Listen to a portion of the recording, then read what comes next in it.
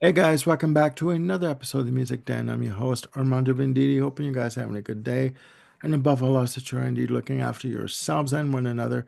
Today, ladies and gentlemen, before I get into the topic of what we hope to be another fantastic episode, I want to welcome back to the channel Bluebeard, otherwise known as Bill Schuster. Thank you, Rudolph, otherwise known as Armando. Glad to be Thank you. here. You're welcome. Ladies and gentlemen, this is the result of chocolate chip cookies. Not good for you. Anyways, um, This is the as result of getting experimentation. old, having grandkids, and having some fun. There you go. There you go. Ladies and gentlemen, we are back with running back through the 80s. Can never say that right. Running back through the 80s. And we are tackling the year 1984. Now, what we have done with this series, like we did with Tripping Through the 70s, that went off my tongue easier. Now, we have picked our top five songs plus two honorable mentions for the years 1980 through 1989. And we have arrived again at 1984. And this was a hell of a year for music. The MTV generation was in full swing. Oh my God. Padded shoulders on outfits like you would not believe. Okay. Yeah. But we won't go into that. What we are going to do with this episode is give you our top five songs for 1984 plus two honorable mentions. I cannot say that damn word. So, without further ado, pass the retro mic over to Bill, and he'll give you his number five for 1984. Thank you, Go for it. sir. Yeah, I had a like a Miami Vice style jacket, this color purple with the padded shoulders. Really? Hell yeah. Oh shit. I, Okay. I rocked that thing. All right, I was probably, Yeah.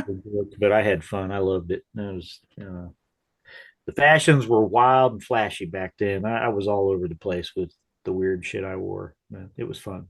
It I was a get fun it. decade. So, but this is the year of George Orwell, the year of Big Brother.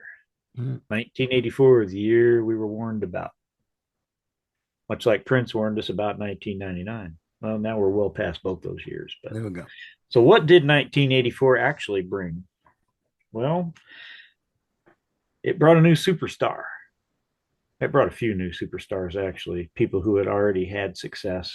But the one I'm talking about here, Armando knows well, and it fits my shirt. You see the color. You know who I'm talking about. It's purple, the purple one himself, and it's dig, if you will, a picture. You and I Woo! Okay. engaged in a kiss. Yo, no bass, don't need it. Yeah. It's such a unique sounding song that wow, wow, wow. And you see Prince in the bathtub in that video. That was that the whole thing, the song, the video, it all got everybody's attention. This was Prince on the next level. 1999 was pretty popular with three big hit singles, but this was something else altogether. Yeah. It was. This, woo, this is when Prince became a superstar and a huge sex symbol, and ah, yeah, wow. And this song was the thing that launched it all. Uh, this was the first salvo from this particular album, Purple Rain, and my God, what a great song it still is. Hmm. Yeah, It is. A you little. get the each groove in a song with no bass. I mean, yeah, Yeah. And originally it had bass. Yeah. This is yeah, a good song. Now, a little side note, this was one of the songs where he put on a bunch of guitars and keyboards and bass, and he slowly started stripping things away, taking away the overdub guitars and Peggy McCrary, the engineer, was in the room with him when he did it, and he's like, "Ain't no one going to believe I'm doing this," and he took the bass off. and it worked. It worked. It was It worked. brilliant. Dig, if you will, the picture of you and I engaged in a kiss. The Maybe sweat of I'm your body just covers me. yeah, yes. Can you, my darling, can you picture this? Dream if you can, a courtyard, an Ocean of ocean of violence. violets in bloom. Mm, Woo! Mm! God. All right. yeah, great, Okay. great stuff. drop the soap. I'll get it. Hold on. Okay, it's one of those things. It's like, okay. Oh my God. Uh, oh my God. Yeah. Yeah. My first or number five pick for 84, the Cars with Drive, produced by Robert John Mutt-Lange from Heartbeat City, featuring Benjamin Orr on lead vocals, bass player. Just a beautiful song. Beautiful synths, beautiful strings, synthetic or not, just an amazing arrangement and a beautifully emotional but very subdued vocal delivery from Benjamin Orr. And the video features uh, Rick Ocasek as a doctor in an insane asylum, and this woman, I believe it's Paulina Porskova, Yeah. Who would become his wife. his wife, and she wants to be set free, and he's like, "You can't leave. You're not ready. You're not mentally ready to handle the outside world." And she's like,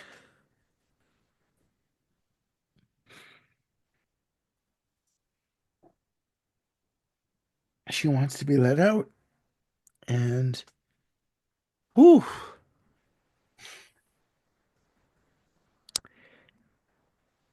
ah, we'll talk off camera. Um, Remember the 80s? It's a big, fun, colorful, over the top decade. And here, how many times have we got all choked up talking about yeah, songs this yeah, decade? and she's never released. It's hard. It's hard. Yeah, that's my number five. It's a The great Cars song that Drive. Yeah. and album. That's yeah, Oh my God. Yeah. Okay. yeah. It's a for the best Cars album. It's pretty well. I mean, this is almost a match for the debut. It really is. Yeah. Yeah. And this, yeah, this song is so. It's not as weird and just quirky and catchy as the normal stuff. It's very, like you said, Emotional. subdued and just, and yeah, that vocal, it needs to be kind of subdued and not at all over the top to get the message across, the Yeah. vibe. And So just yeah, that one, Benjamin. and just that one lyric, who's gonna plug your ears when you scream? It's like, and you can't go on thinking nothing's wrong. Oh my God. Who's gonna drive you home tonight? It's like, mm. Okay. A lot more serious and deep than people would normally expect from the Cars. Yeah. This is not You Might Think. No, Or definitely Hello not. Again. Um, it was powerful. It was impactful. It was emotional. Okay, your number Four. four? Yes. My number four. Well, yes. My number four is Yes, with the owner of a lonely heart. Uh, a lot of old school Yes fans hate this song. They hate the 90125 album. Their loss. I Okay. love that classic. I mean, I love Tales from Topographic Oceans and Fragile and Close to the Edge and Relayer, all that. It's all great stuff. But 90125, it was my Yes album. That was the first for me. Okay. Like with so many other people, who were kids and teens in the 80s, this was a different Yes, but it was our Yes. And it's not just this song, it's the whole album is absolutely outstanding. It's very a modern take on it all. It's very up to date, and it, it's almost it's not really a progressive rock album like the old stuff was, though there are elements of that. This is really a whole new kind of band, Hmm. but it really works well. I mean, it wasn't even meant to be a Yes song or a Yes album, obviously originally. Yeah. Originally Trevor went with, Rabin, had the song, and yeah, you add John Anderson's vocals on top of it. and bam, it's one of the weirdest number one hits ever, I think. Oh yeah. If I were just looking back objectively and listening to all these songs and you told me this was a huge number one hit, I would have laughed at you. I said, no, it's not. This is a weird ass song. Nobody's going to put this to the top of the pop charts. And yet it happened. Hmm. I mean, yeah, it's just very cool and unique. And there was plenty of other unique stuff on this album too, like Leave It and another surprising weird hit. But yeah, Owner of a Lonely Heart, a lot of people, this is probably the only Yes song they remember or even know. Yeah, because yeah. Well, originally it started out as a project called Cinema with Trevor Rabin, Chris Squire, Alan Kay, Tony Kay, sorry, Yeah, and Alan White. Alan White. Yeah. Yes, I corrected myself. Thank you. Thank you. Thank you, Bluebeard. Kenny Um, Rogers. Kenny Rogers. That bastard's everywhere. Yeah. Anyway, wasn't he doing that phone sex scandal at that point? Anyway, moving on. Maybe he was doing his Kenny Rogers roasters. I don't know. Who knows? And one of the A&R guys or the management, sorry, for them, for Yes, said, we need to get John Anderson on this because it's basically Yes, It was a good call. right? So John Anderson came in, heard the music, sang on it, and Yes was reborn, or as they call him, Yes West Coast. But you cannot deny that Owner of a Lonely Heart, was a monster hit. Yeah. And And apparently Trevor Horn, who produced it, kept taking away the drum kit, parts of the drum kit. They would try drum they would do a take, then he would take a tom away. Then he would take a high that the cymbals away. And basically all Alan White had to deal with was the bass drum, the snare, and a hi-hat, right? I mean, just bare bones. So he said at one point, "What the fuck are you doing? Like, what am I playing here?" Right? But it was a hit, and it was a hit for a reason. So, yeah, it and was a it good was choice. also uh, it also, for better and for worse, really kind of ushered in the era of certain keyboard samples, Yes. especially that horn sample. Yeah, you know the one, I'm Yeah. sure. And the build up that dun, Dun, dun, dun, dun, dun. dun, dun, Yeah, dun, dun. And then the guitars come in. And that was a major guitar solo for that. Yeah. You had a bit of rock in what was basically a stripped down pop track kind of a thing, right? In terms of the drumming and stuff. But and it had the killer hook to it. So yeah, yeah. it's a good choice. My number four is Eurythmics with Here Comes the Rain Again. This was released uh I believe January of 84 as a single. The album itself, Touch, was recorded in 3 weeks. 3 effing weeks. Apparently they bought one of the earliest emulators that belonged to Stevie Wonder, and they recorded the entire album using synthesizers and the emulator and the drum machine in 3 weeks' time.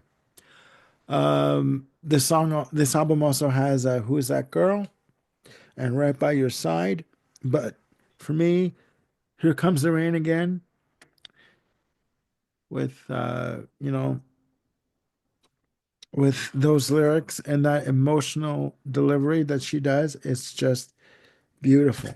And even the strings that come in on the intro, when you hear that on the radio, you're like, oh, okay, that was my jam. I remember that shit. That was, this is Bob. That was when I went clubbing. I'm like, oh my God, you are old. So, I mean, it's like, okay. Um, yeah. I was too young to go clubbing then. You know. Oh, so was I. You know, and it's the lead off, lyric. Here comes the rain again, falling on my head like a memory, falling on my head like a new emotion. It's like I want to walk in the open wind, you know. I want to talk like lovers do, I want to dive into your ocean. It's like, oh my God, Living with you, so baby, talk talk to to me. me. It's Yeah. like, oh my God. It's like, okay, And yeah, this is what Dave Stewart did with the keyboards here. Later in the 80s, people abused the hell out of keyboards and yeah, used a lot of just really cliched sounds, the same shit over and over they again. But what maligned Dave it. Stewart did here, he really came up with some cool sounds. And yes, They he maligned it. Yeah, they ruined the effect of what it was meant for it to be used for. But yeah, for his this were album, unique and melodic. I mean, yes, yeah. this was what this was when melody was still in play. And again, I've said before, this was when you musicians use the technology. And very quickly after this became the reverse, where technology used the musicians. And yeah, a good song is a good song. And this is a well-crafted pop song. No apologies needed or wanted or promised. So there you go. Um, my number four. Your number three? My number three. All right. This band does not feature as high on my list of favorites as they did back then, but for a brief period in 83, 84, they were probably my favorite band in the world as far as modern current bands went. I had bought their first album based on the two singles from it, and I loved it, played it to death. Um, so I bought the second album as soon as I saw it in the store before I'd ever heard a note. And it was months before this song was released as a single and became a big summer hit. The song is Sister Christian. The band is Night Night Ranger. Ranger. Jeez, okay. My God, I played Dawn Patrol and Midnight Madness, these first two albums, to death when I was 15 years old. And Sister Christian, I fell in love with that song, like I said, months before it ever became a single or anyone had heard it other than hardcore Night Ranger fans. And when it did become a hit, I was like, yes, that's my band. It was one of those rare moments where Yeah, you're in on the ground floor of a band and it's like they hit that next level and yeah, finally the rest of y'all see what's up. yeah. I mean, now it seems a little goofy, but I still love the song and I still enjoy the hell out of those two albums just in a different way. But Sister Christian, what a weird song. You're motoring. What? What the hell kind of chorus is that? You're What's your price motoring. for What's flight your and price for finding flight? and finding Finding Mr. Mr. Right. Right? You'll I be mean, all right tonight. he was talking about his sister, Kelly Kagi, the drummer who wrote and sang the song, Yeah. eh, and worried about her. But it's just, that is such a weird chorus. But it obviously it worked. It became a big hit. It was catchy. I still sing it. I mean, I Well, still love the song. it brings you right back to 1983 or 4. 84. Yeah, absolutely. Sister Christian, all the time has come. Yeah, yeah. And yeah, oh man. Yeah. After this, they kind of fell off my radar. They had a lot of hits on the next album, but I didn't buy another Night Ranger album until 2010, I believe, Mm. growing up in California. Okay. And that was a pretty cool, decent album. Still had three of the original guys. Hmm. But I don't really, all I need, frankly, is those Yeah. first two albums. And Sister Hmm. Christian's an important part of it. So, Hmm. Good song. Good song. Oh my God. Okay, my number three. We're gonna go a little glamorous here, ladies and gentlemen. We're gonna go with Sheila E. and the Glamorous Life. Um, yeah. released late 1984. Sheila E. again, Sheila Escovedo. M- I mean, when you talk about female drummers and percussionists, fuck the rest. Here comes Sheila E. She will knock you off your ass You and made Karen Carpenter cry. she'll put you So in a you're right. coma. She'll put you in a coma. I'm telling you, this woman has played with George Benson, with Marvin Gaye, Lionel Richie. But just amazing, just amazing. Yes, Sheila E. You know, when you look at the album credits and you read produced by Jamie Starr is Prince. Okay. Yes, yes. Uh, The Glamorous Life as an album was a top 10 hit. I'm not even talking about the single. The single was a two-sided single. The single was the vocal part on part one on side one, the instrumental section on side two. The full length track is 9 minutes and 58 seconds long. Okay. Um, it is Prince doing all the instrumentation, with the exception of Sheila E. doing some timbala work on it, but it's all Prince. And there are 6 songs on that album. The Bells of St. Mark, Shortberry Straw Cake, Noon Rendezvous. That's side one. Side two is Oliver's House. Next time, wipe the lipstick off your collar, and then it ends with a blistering 9 minute plus version of The Glamorous Life.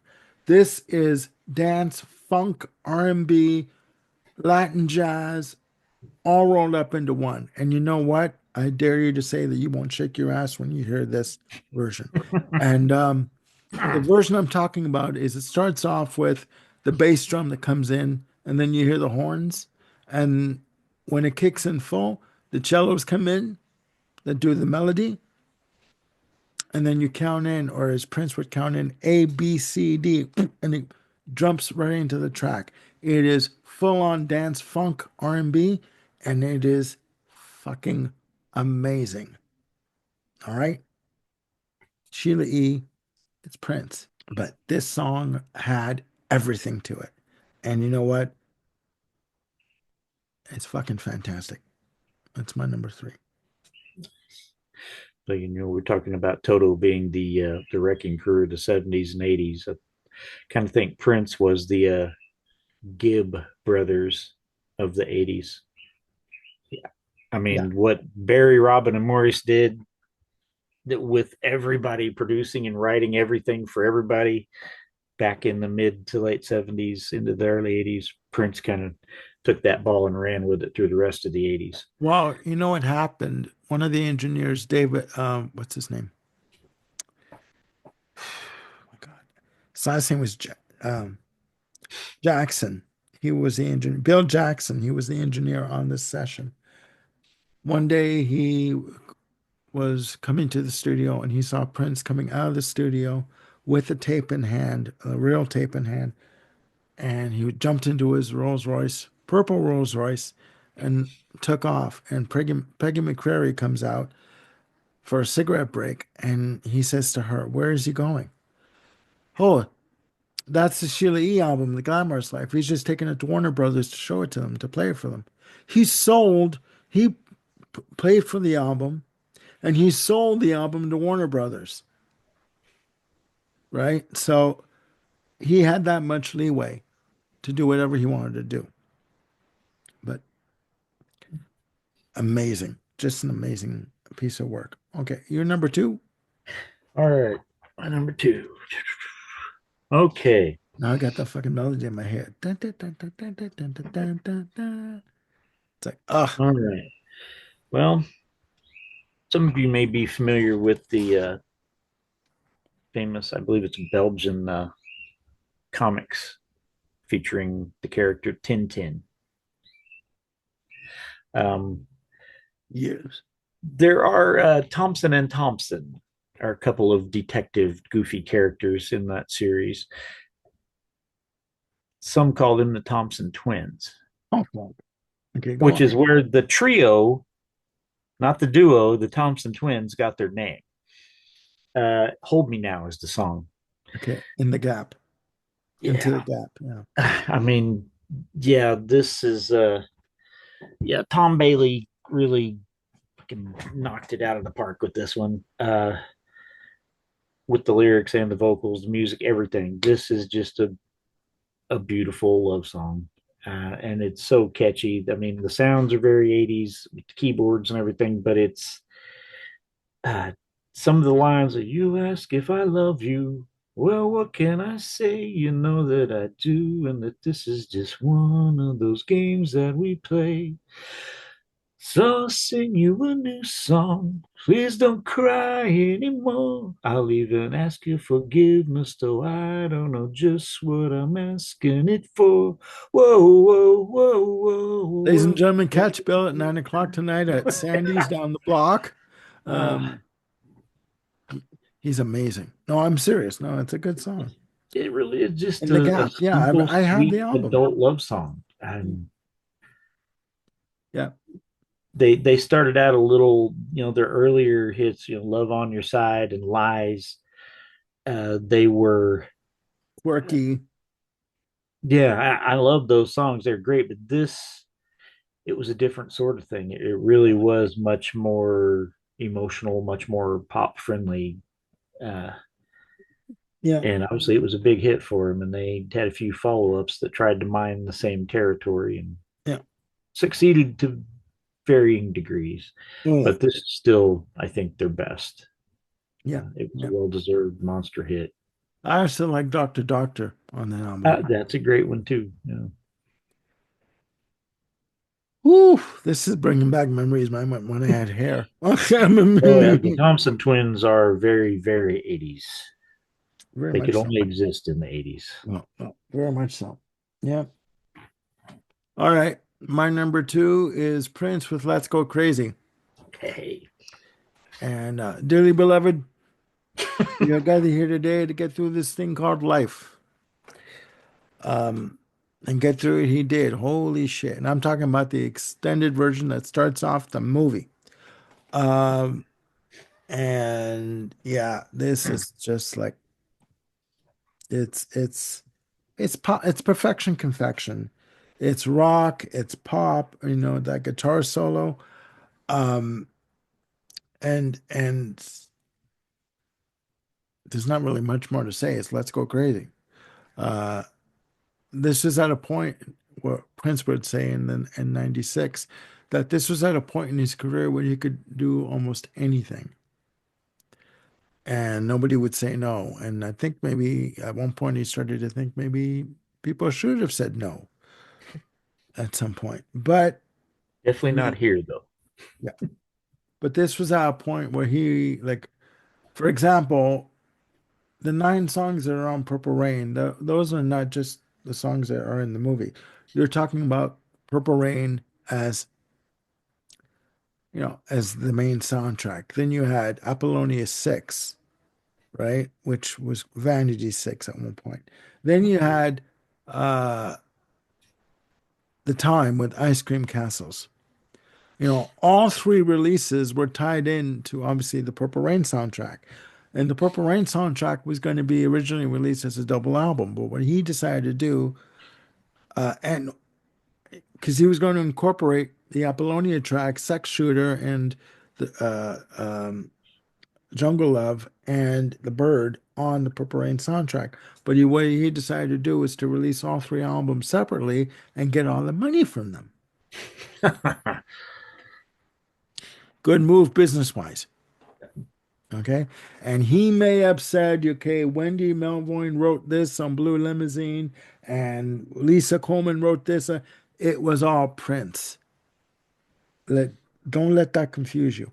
But Let's Go Crazy as a dance track and as an ass shaker of a track and a guitar solo. Woo wee! I remember because this song was apparently recorded live at uh, at First Avenue. When I would record this on tape, when I would make compilation tapes, the final drums that come in on the vamp on the end, I had to pull down the volume because the bass drum came in so loud it distorted the tape, the sound on the tape. So I had to know when to sort of control the volume on it. It was that good and that loud, and it was Prince. Let's Go Crazy, number two. Excellent. Yeah, I really dig the that spoken word intro and the way it just builds into the music. That's pretty cool and unique touch too. Yep. All Oh, right. Number one. Oh, Which what, number one? what a weirdo. She's so unusual. Cindy Lauper, Time After Time. Ooh. Yeah. Did you think I was going with Girls Just Want to Have Fun? No, I thought we were gonna go with Shebop. But no, I knew it. Time after Time time. After Time is probably the best thing she's ever done. I really, and it's one of the ones that she co-wrote, which is a plus because a lot of the songs on She's So Unusual, she did not have a hand in the writing. Yeah. But this one she very much did, and combine it with the video. Calm down. Yeah, it's just it really is just such a beautiful love song. Again, we've had a Yeah. lot of those here, Yeah. but it's Yeah. No, I get it. 100%. she, And I know she's why an you're oddball. thinking. She's famous, for being this weird chick that does her own thing, got a squeaky voice, hangs out with pro wrestlers, dresses odd. I mean, And you but know, this song, this is just a very emotional human, you know. and there have been, yeah, there have been cover versions, I think from Tuck and Patty was one. They did a version of it, a duo called Tuck and Patty. But this is the original is the best. Yeah. And Right in my bed, I hear the clock tick. I think of you. Just that stark, lonely need for thinking of that person. That yeah, just, yeah, caught up in confusion, caught up in circles, confusion is nothing new. It's yeah, like, oh, yeah. and you know what? Who knows where her career would have gone had she not gotten mixed up in that damn WWF wrestling shit that they did. Oh, and as much as I enjoyed the Goonies movie, her song, The Goonies Are Good Enough. Well, there's a reason she didn't put it on her first greatest hits album, even though it It's was a hit. That stupid. didn't help her either. No, no. But yeah. So And she Kinky had to, Boots was great. Me and Stacy went and saw her musical. it's She good. did a hell of a job with that. It's good. And I mean, Money Changes Everything is another one, is another good song. But yeah, no, time after time. Phew, please, Yeah, just a timeless love song. Yeah. please. You fall, I will catch you. I'll be waiting. Yeah, simple but powerful. Are you okay? Because I know Oh that yeah. I I know that mean, look on your face. it's an emotional song, and yeah, Y- it's You and I have been friends long enough that I know that look on your face. I know it. I so get it. yeah. That's my number one for lots Okay. of reasons. And Time After Time by Cindy Lauper. Perfect. Perfect. My number one for 1984, Lionel Richie with Running with the Night. Playing in the Shadows. Oh, just you and I, girl, it was so right. Oh my God. Again, Jeff Porcaro on drums, a monster of a drum pattern, like drum track. Disco or R&B or not, I don't give a shit. It was an ass shaker. Combined with Steve Lukather on guitar on that solo, forget it. I mean, uh, to me, this is pop and R&B and funk and disco done right. Um, they were in the pocket with the drum pattern, like the drum pattern that they came up with, and the bass and the guitar work. Ooh, I mean, Can't Slow Down, 8 tracks, other songs on the album, All Night Long, Penny Lever, Stuck on You, uh, Hello. Hello, and Running with the Night. I mean, Man. oh, Now you should bitch about this album because you don't like all those singles being released from one album. you know what? For some reason, this worked. This is an exception. All right, interesting. Fair And you know enough. why? Uh, again produced by James Anthony Carmichael, with one song produced by David Foster, that bastard.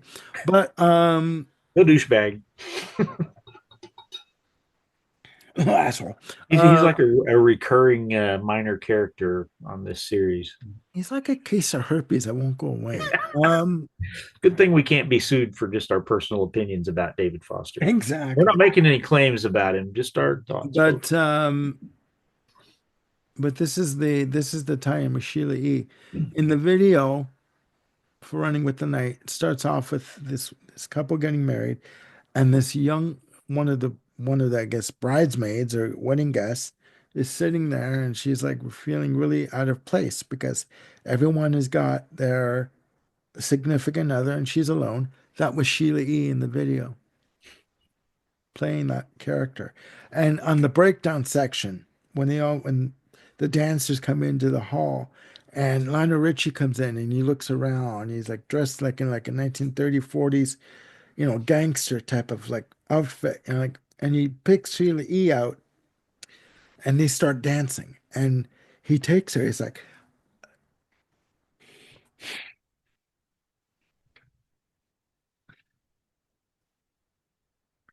I don't know why I'm emotional for that, but he's telling her that you're going to be okay.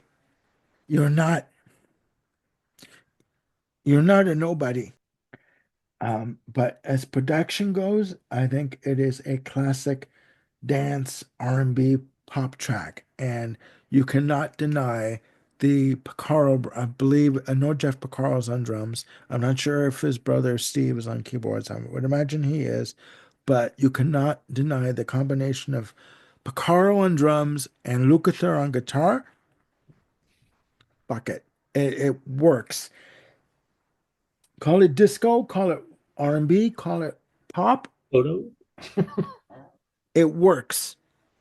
It works. And mm, mm, that is my number one. I'm sorry I got emotional, but that is my number one for Getting 1984. emotional is kind of our theme for this series, apparently. So Yeah. I'm gonna lots of subtitle it. flashbacks. I'm gonna subtitle it Emotional Rescue. And yet, neither one of us picked that song. I know. Summer Stones. I We were know. waiting on a friend. I know. Okay. Your first honorable mention. All right. This one's a little less deep and serious. This one's actually kind of a novelty, but it's a really cool song. And it's a sequel to someone else's song, which already had a sequel to it by the original artist. Can you guess Okay. where I'm going? I have no idea. I'm talking about Major Tom Coming Home by Peter Mm, Schilling.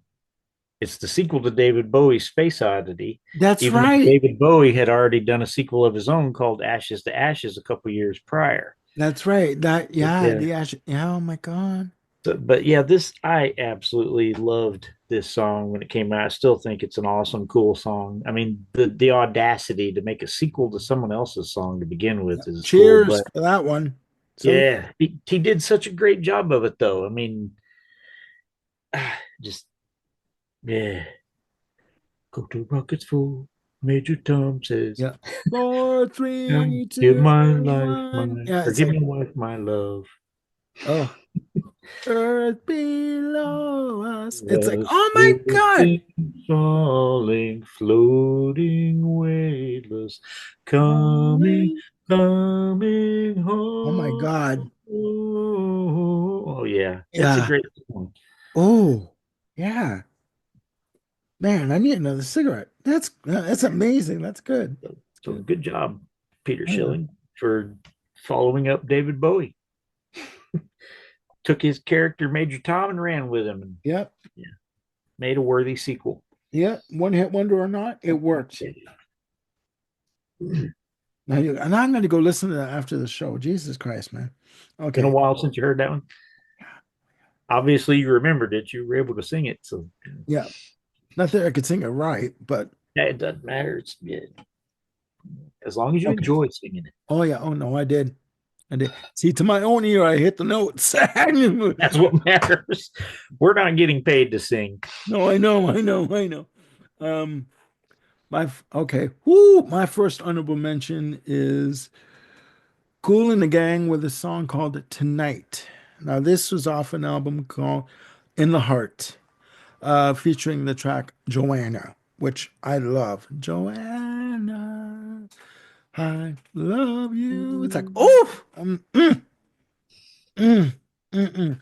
This is more funk guitar driven track, a more funk guitar driven track. It's about uh, a boy coming of age, and it's funk orama. Uh, it features Charles Smith on lead guitar and just good old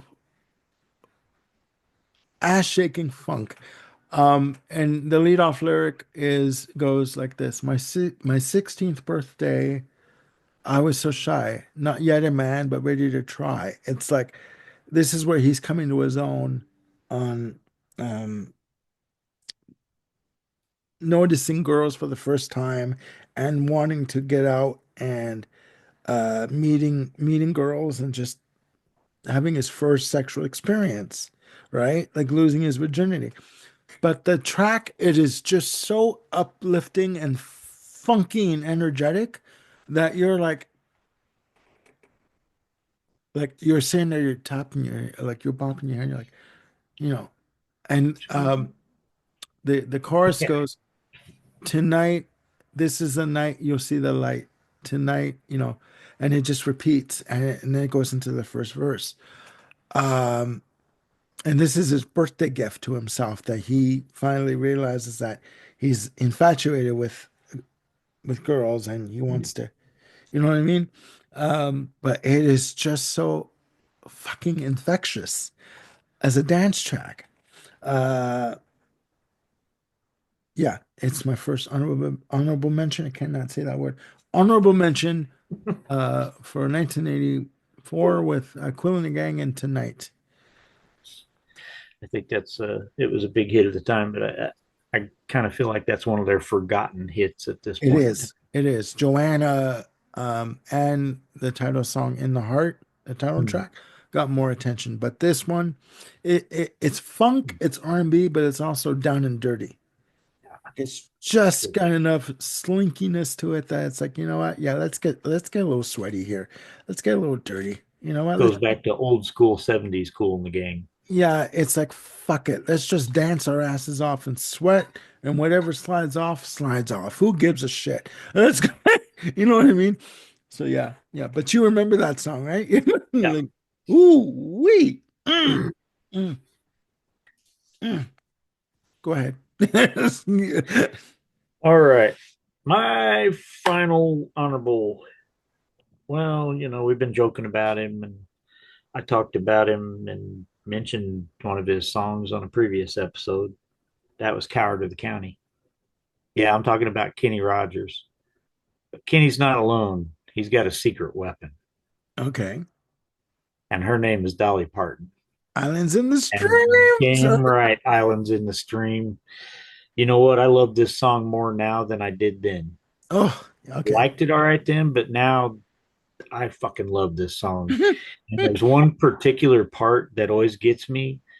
I wish Dolly could still sing like this. I know she can't. That's the real part of aging. It happens to us all. Even Dolly Parton, as wonderful as she is, but her voice was still in its prime here. And there's a particular line that absolutely kills me every time where she sings this, no more will you cry, baby, I will hurt you never. And Yeah, it's just the way she sings that just guts me.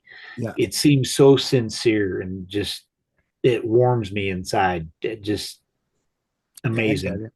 I get it. Dolly as a singer, I mean, I get it. she's known for so many other things, but she really could get inside of the song. I mean, I get it. whether she wrote it or not, she wrote a lot of classics, obviously, but yeah, this is just such a great duet. I mean, this is like just a notch behind, Endless Love, the Lionel Richie, Diana Ross song that we discussed previous. Yeah. Yeah, this was a huge hit. If I remember right, it was like number one for 6 weeks. Yeah. for I RCA remember. Records. I remember that.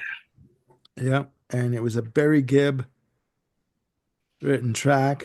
There you go. There's the Gibb connection again. We And Barry Gibb circles was within circles. they were in the studio and Barry Gibb was singing the Dolly Parton part in the high falsetto.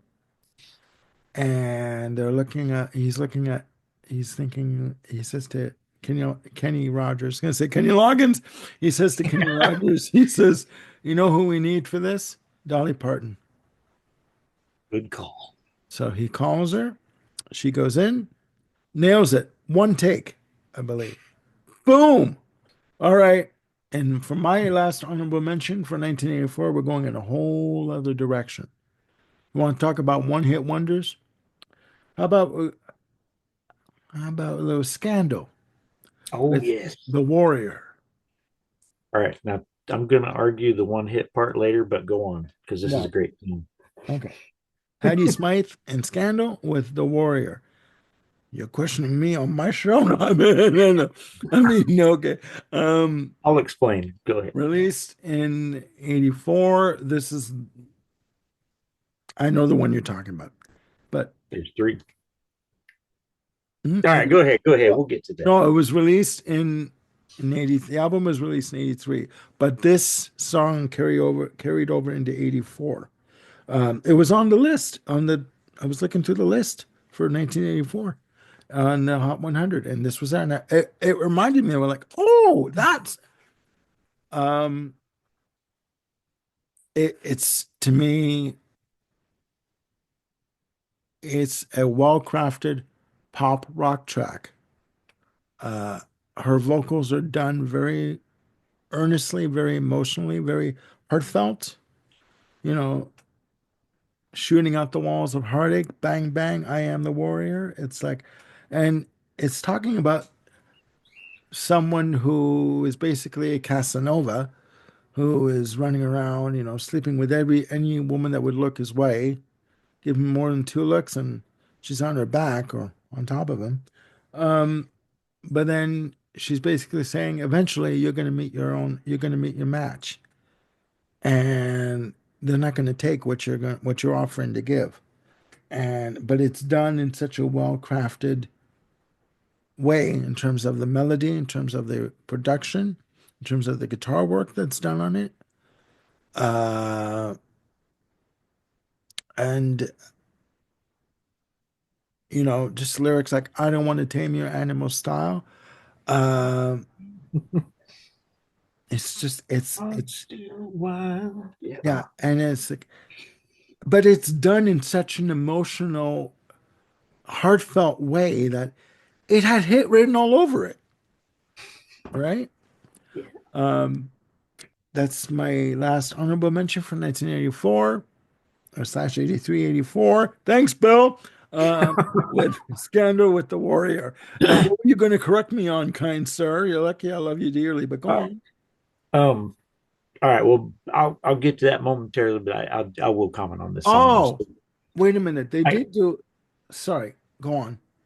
um I when this song came out, I was like 16, and I had a massive crush on Patti Smythe based on this song and that video, and yeah, I absolutely love this song.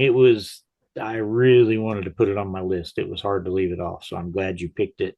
Thank you. But as far as their other hits off of this album, they had Beat of a Heart. Off their previous album, they had Love's Got a Line on You and Goodbye to You. That's the one I remember. Goodbye to You, because they were on Solid Gold, right?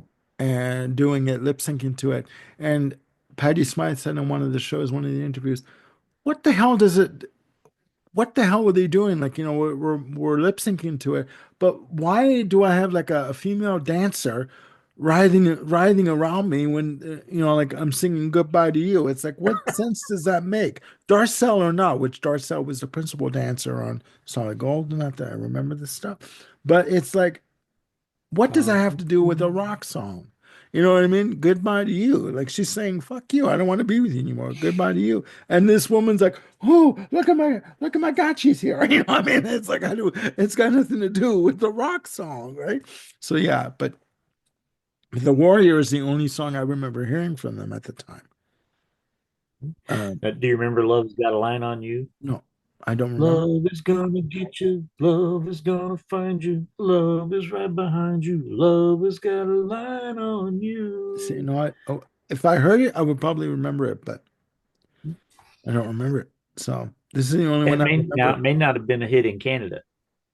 That's very possible. Well, usually the record companies would for North America, they would release usually a song for the US, they would release in Canada, but I don't remember if I heard it, I would remember it. But The Warrior is the one song that got me as a 14-year-old, shooting out the walls of heartache. Bang, bang, I am the warrior. You know what I mean? Um, I am the warrior and victory is mine. Where in the video, she takes him on and she wins. Like, and she thinks that, and she's telling him, "You think that you've got a read on me, like you know who I am as a person, that you're gonna have your way with me. No, motherfucker, I'm in control of my destiny, and you're not a part of it. You're not a part of it. So we move on. Yeah, but some classic tracks. Yeah. Yeah. All right, ladies and gentlemen. That brings an end to a very long, drawn out episode of Running Back Through the 80s with myself, Armando, otherwise known as Rudolph, and Bill Schuster, otherwise known as Bluebeard. There you And I go. think Big Brother's over there watching. Oh my God. Very I quiet, think ladies and gentlemen. Again, please put down in the comments your picks for Running Back Through the 80s for 1984. It could be any number of songs, any 5, 10, 20.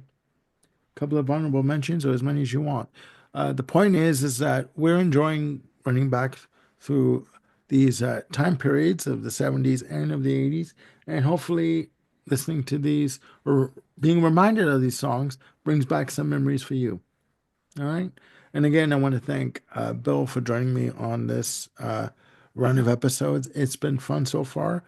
it's yes, it Will it is. get Thanks for better having as we go along? Who knows? me. The next batch of episodes is going to be, well, a little more challenging because, as we have mentioned, A few times. Yeah. there's less to pick from this. Yeah. Yeah, it is. It's going While to be some more people may challenging. disagree, some people that may be their time. And if so, you can tell us in the comments when we do those episodes. So No, yeah, it's true. It's true. I mean, one man's poison is another man's drink. You know what I mean? In terms of, um, everybody has their special eras that means a lot to them based very often on what age they were and what was going on in their lives. So, yeah, exactly, just exactly. because we might smack talk a particular era a little bit doesn't mean it's all bad and doesn't mean we're like saying, oh, your tastes suck or anything like that. We all love what we love. So, Yeah, but when we or who smack we love. talk David Foster, we're smack True, we talking will do David that. Foster. I mean, He's a like, douchebag, but that's just my opinion. I'm yeah, not there we go. saying that it's an objective fact. I'm just saying that's kind of how I feel about it. You know, Just ask any number of people he screwed over. Moving on, moving on. Or dealt with. I don't want to say that. But anyways, ladies and gentlemen, thank you again for joining us. And again, put your comments down below as to your picks for 1984. And please click like and subscribe and do hit the notification bell to keep yourselves on top of any new content we've got coming up. That's it for today. For this run of 5 episodes, we will be back, hopefully unblemished, uh, with the thank rest you, of Rudolph. running back through the 80s. And for Bill, I'm Armando. I've loved doing these shows with Bill. But again, I'm Armando for Bill Schuster. Uh, Signing off for now. Have a good day. Look after yourselves and one another. And we'll see you soon with the conclusion of running back through the 80s. Bye for now.